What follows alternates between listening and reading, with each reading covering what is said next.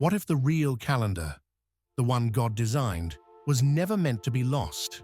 What if it actually holds the key to understanding prophecy, the end times, and even the return of Christ? Welcome to Mysteries of the Word, where we uncover hidden truths in Scripture using both the Bible and ancient texts to reveal what's been forgotten. Today, we're starting a new series, The Feasts of the Bible, God's calendar for time and prophecy. From the very beginning, God built time into creation. Genesis 1:14 says, "Let there be lights in the firmament of the heavens to divide the day from the night, and let them be for signs, and for seasons, and for days, and years." That word seasons in Hebrew isn't about winter or summer, it's moedim, which means appointed times.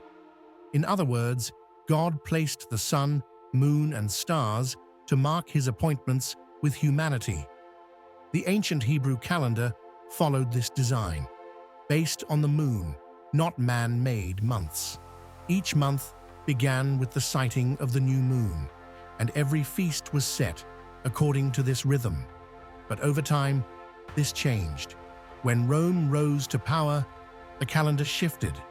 Months were renamed after Roman emperors: July for Julius Caesar, August for Augustus, and days were dedicated to pagan gods.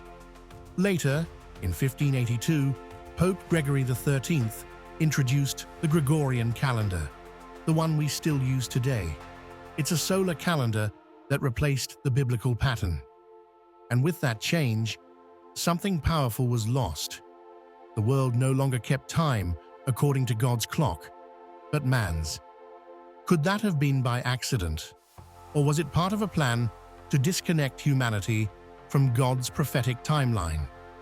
Leviticus chapter 23 lists 7 feasts or divine appointments that God gave Israel. These weren't random celebrations.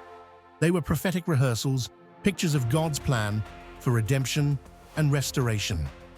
Let's take a quick look. 1. Passover, Pesach. The lamb's blood saves from death, fulfilled in Christ's sacrifice on the cross. 2.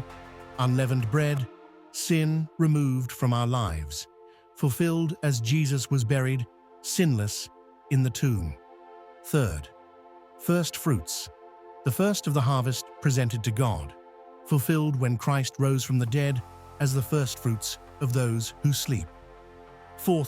Pentecost, Shavuot, the giving of the law on Sinai, and later the Holy Spirit at Pentecost. Those are the spring feasts, and they've already been fulfilled in Christ's first coming. Now look at the final 3, the fall feasts, which point forward to his return. 5. Feast of Trumpets, Yom Teruah, a call to awaken and prepare. 6th Day of Atonement, Yom Kippur, the day of judgment and mercy. 7th Feast of Tabernacles, Sukkot, when God dwells with his people again. These final feasts are like prophetic signposts. They show the order of events that will unfold before Christ's return. They form a divine calendar, counting down to restoration. When we ignore them, we lose sight of where we are in God's timeline. But when we rediscover them, prophecy begins to make sense again. Over the centuries, small changes added up. The Sabbath was shifted from the 7th day to the 1st.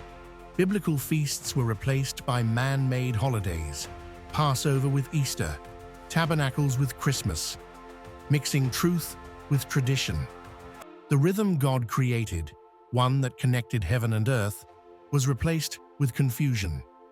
Daniel 7:25 even warns that a future ruler would think to change times and laws. Could this prophecy have already begun long ago, when the world abandoned God's calendar? When we lose the sense of sacred time, we lose alignment with God's plan. We stop looking for the appointed times, the Moedim, when God moves in history. Today, more and more believers are returning to the biblical feasts, not to return to legalism, but to rediscover prophetic truth. When we honor these appointed times, we're not earning salvation, we're aligning our hearts with God's timeline. Every feast is a shadow of things to come. Colossians 2:17. When we study them, we begin to see that the story of the Bible is written in the language of time, God's time. When we realign with that, prophecy becomes clear and confusion fades away.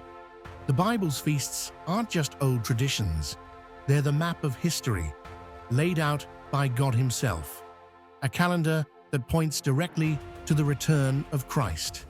In this series, we'll uncover each feast, what it meant to Israel, how it was fulfilled in Christ, and what it tells us about the end times.